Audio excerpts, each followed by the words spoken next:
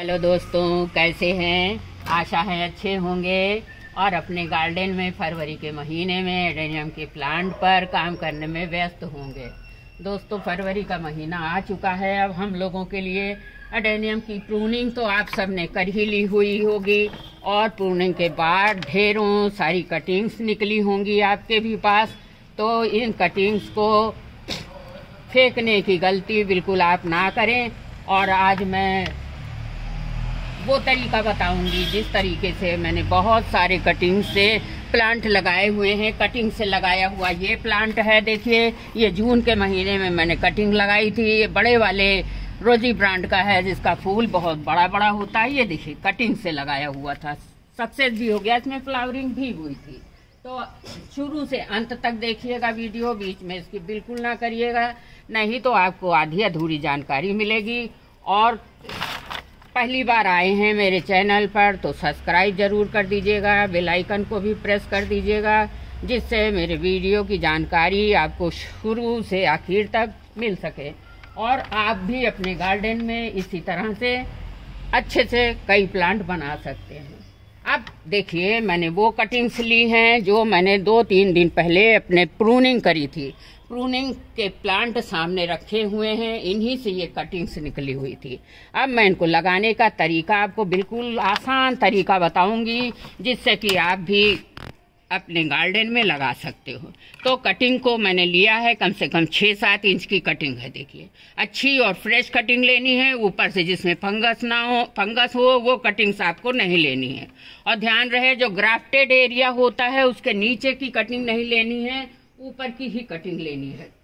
बहुत Hardy plant है ये, बहुत आसानी से लग जाता है। तो 2-3 दिन के लिए इसको देखिए छाया वाली जगह में रख दिया था। नीचे मैंने फंजीसाइड भी लगाया था जिससे इन्फेक्शन न होने पाए, फंगस न लगने पाए। तो देखिए, नीचे से जब सूख जाए, इसमें एकदम ब्राउन हो जाए, तभी आपको कटिंग लगानी है। तो सारी कटिंग मैंने सुखा ली है, इसी तरह आपको भी सुखानी है और ऊपर से सारी पत्तियों को हटा देना है। इन पत्तियों को लगाने से कोई फायदा नहीं है, ये आज नहीं तो कल सूख के गिर ही जाएंगी। इस तरह से आप अपने प्लांट के ऊपर से ऊपर का 1-2 भाग छोड़ के सारी पत्तियों को रिमूव कर दीजिए, ये किसी काम की नहीं है। देखिए, ऊपर का सबसे ऊपर का सिरा ना काटिएगा, क्योंकि यहीं से नई ग्रोथ, नई शूट्स निकलती हैं। इस तरह से सारे प्लांट की पत्तियों को आप रिमूव कर दीजिए। बहुत आसान तरीका बताऊंगी, बिल्कुल बहुत ज़्यादा झंझट वाला काम मैं ना खुद करती हूँ ना आपके बीच में शेयर करती हूँ। इस तरह से सारी पत्तियों को हटा दीजिए।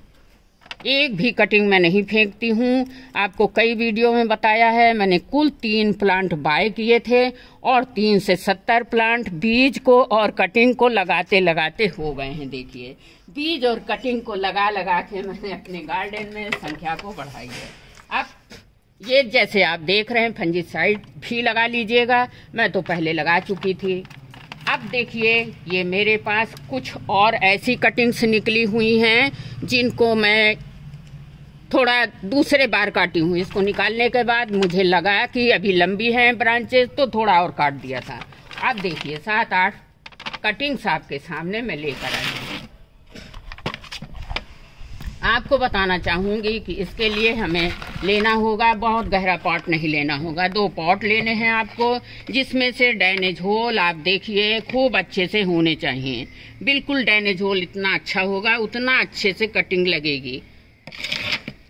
अब सॉइल बनाने का तरीका बताने जा रही हूँ दोस्तों आपको। कटिंग तो आपके सामने तैयार हो गई है, सॉइल कैसे बनाएं।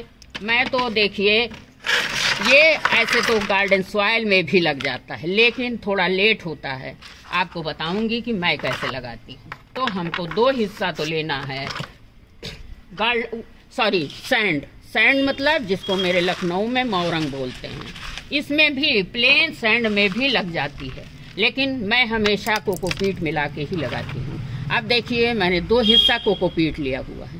सॉइल ऐसे ही तैयार करनी है आपको। और कोकोपीट को इस्तेमाल का तरीका मैंने एक वीडियो डाला है, आपको अभी बना के दिखाऊंगी। इस कोकोपीट को डायरेक्ट आपको नहीं डालना है कि पैकेट से निकाला और डाल दिया। इसको 2-3 पानी धो के और धूप में सुखा के ही यूज़ करना है। देखिए कितनी अच्छी मेरी सॉइल बन के तैयार हो गई है। अपने पॉट के हिसाब से आपको सॉइल बनानी है। इस तरह से आप मिला लीजिए, दोनों हाथों से मिलाइएगा दोस्तों। ग्लव्स पहन लीजिए तो ज़्यादा बेटर होगा। अब आपको करना क्या है, देखिए मेरे हाथ में नीम की खली है। ये कीटनाशक होती है, इंसेक्टिफाइड भी होती है। देखिए इसमें एक नीम का टुकड़ा भी आ गया है। तो इनको हाथ से ऐसे मसल लीजिए, इससे नीचे से फंगस लगने का बिल्कुल खतरा नहीं होगा। इस तरह से आप सॉइल तैयार कर लीजिए। बहुत आसानी से हो सकता है, वही तरीका मैं आपको बीच में शेयर करती हूँ। अब लास्ट में आपको करना क्या है कि अडेनियम का प्लांट बिना साफ फंजीसाइड पाउडर के कभी भी ना लगाना चाहिए, ना रिपोर्ट करना चाहिए, ना कटिंग करनी चाहिए। इस पाउडर का इस्तेमाल हमेशा आपको करना है। अगर आपको चाहिए कि हाँ कटिंग सफल हो, अच्छे से लग जाए, तो इसका इस्तेमाल ज़रूर करिएगा दोस्तों। इस तरह से कोकोपीट, सैंड, जरा सी नीम की खली 1 चम्मच और फंजीसाइड मिला के आप सॉइल तैयार करिए। अब मेरा सॉइल तैयार हो गया। अब जो मैंने आपको दिखाया है वही 2 पॉट ले रही हूँ। इसमें नीचे बॉटम में देखिए गमले जो टूट जाते हैं, उन गमले के टुकड़ों को आपको फेंकना नहीं है। मैं तो कभी नहीं फेंकती हूँ, मेरे पास 2 बोरी टुकड़े रखे हैं, क्योंकि मिट्टी के गमले अक्सर टूटते ही रहते हैं। उसके बाद देखिए मेरे पास है पत्थर के टुकड़े, इनको नीचे डालूंगी जिससे कि पानी बहुत अच्छे से ड्रेन होगा, बिल्कुल पानी ठहरने नहीं पाएगा। आपको जो सॉइल बताई है उसमें भी पानी ड्रेन होता रहेगा और इस वाले डब्बे में भी होता रहेगा। अब हमको क्या करना है, 1 इंच करीब नीचे पत्थर भर लेना है। ये देखिए अब इसमें मैं सॉइल भर ले रही हूँ। अपने गमले के हिसाब से आराम से आप सॉइल बना लीजिए। 2 गमले में लगाऊंगी और कटिंग तो मेरे पास बहुत सारी हैं, बाद में लगाती रहूंगी, नहीं तो वीडियो बहुत लंबा हो जाएगा। अब आपको करना क्या है, वही कटिंग्स लेनी है जो नीचे से सूख गई है और इस तरह से आप नीचे से होल बना लीजिए और कम से कम 2 नहीं तो 2.5-3 इंच की कटिंग्स मुझे नीचे लगानी है। इस तरह से लगा के आप चारों तरफ से सॉइल को दबा दीजिए। इस तरह दबाइएगा दोनों हाथों से, पास से देख लीजिए जिससे एयर पॉकेट ना रह जाए। एयर पॉकेट रह जाएगा तो रूटिंग मुश्किल से होगी। एक डब्बे में मैं 2 कटिंग्स लगाऊंगी और जब इन कटिंग्स में इतना जाना चाहिए मिट्टी में, इन कटिंग्स में रूट आ जाएंगी दोस्तों। कम से कम 20-25 दिन में इनमें ऊपर से जहाँ से ये पत्तियाँ निकली थी छोटी नई ग्रोथ, नई शूट्स आ जाएंगी। इस तरह से अच्छे से दबा दीजिए और थोड़ी मिट्टी ऊपर से भी डाल दीजिए। इस तरह से अच्छे से दबा के ही लगाइएगा। इसमें भी लगा देती हूँ, इसमें छोटी वाली लगाऊंगी। ये देखिए आप उंगली से ऐसे होल भी बना सकते हो, ऐसे डंडी से भी बना सकते हो। इसमें मैं 3 लगा दूंगी क्योंकि ये कटिंग्स मेरी छोटी हैं, कोई दिक्कत नहीं। 4 लगा दे रही हूँ क्योंकि ये जब अपने आप से जड़ फोड़ेंगे तो इनको अलग से रिपोर्ट तो हमें करना ही होगा। इस तरह से आप दबा दीजिए। अब ध्यान रहे कि इनको हमें पानी कैसे देना है। आपको बता देती हूँ कि अडेनियम के प्लांट में जहाँ तक हो सीड लगाइए, कटिंग लगाइए, तो कभी भी सादा पानी मत दीजिएगा। आप